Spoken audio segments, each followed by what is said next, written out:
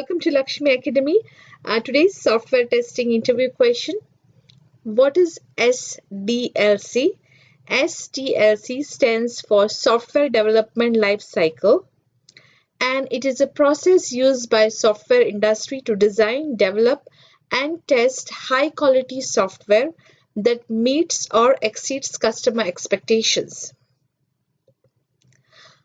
You can be also asked questions when they ask you what is SDLC. They can ask you what are the different models of SDLC, and then explain which model you have work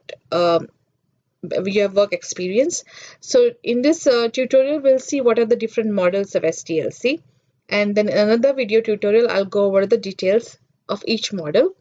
So what are the different models of SDLC? Waterfall model, agile model, prototype model, iterative model, spiral model, V model, and incremental model. What are the different types of software requirements?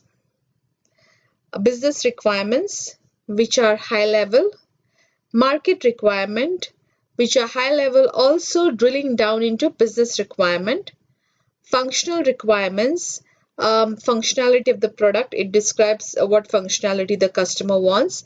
Non-functional requirements can be reliability, scalability, security, and integration of the software.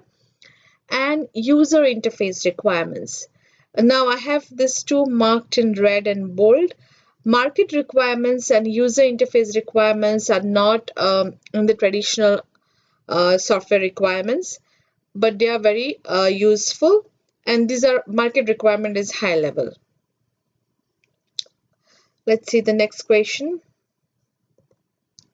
Why do software have bugs?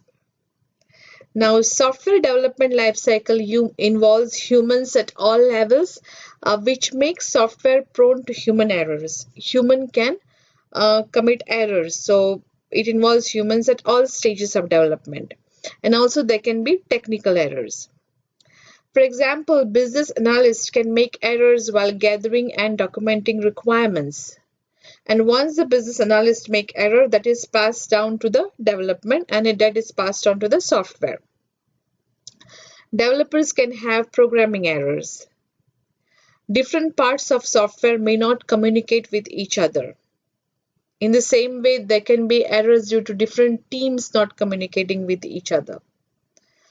Complexity of the software, which may not be well understood by business analysts or the developers.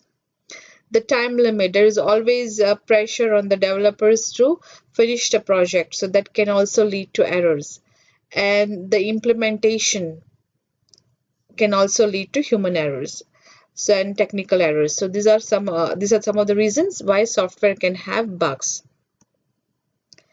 What can happen if software is not tested? So this is the question where you can say the benefits of testing and why testing is important. So if the software is not tested, there can be monetary loss, financial loss. Suppose if you have a web application and it is related to financial transaction, and the tax, if there is a 6% tax and it's calculating only 2% tax, then there is a financial loss. These are a few examples. There are so many examples. Then time. If bugs are not fixed, then it can corrupt the data, and then you have to bring in more developers, more DBAs to fix it. So if it's not tested, time is lost, which also leads to financial loss. Bad reputation to the company. Example, if there is a application which collects credit card information or the personal information like social security number, and if there is no security on the website and it gets leaked out, there is bad reputation, which can lead to lawsuits. People or customers can file lawsuits. Injury or death. This is very extreme, which can happen, especially the software is related to medical. It can lead to injuries or death. There was a big bug in the radiation device which was used. There was a software bug which was giving overdose of radiation to the patient. So there can be bugs like that which can cause injury or death. So these are some of the disadvantages it can happen if software is not tested. That's why testing is very important. I hope you find these questions helpful. Please subscribe Lakshmi Academy on YouTube for more videos.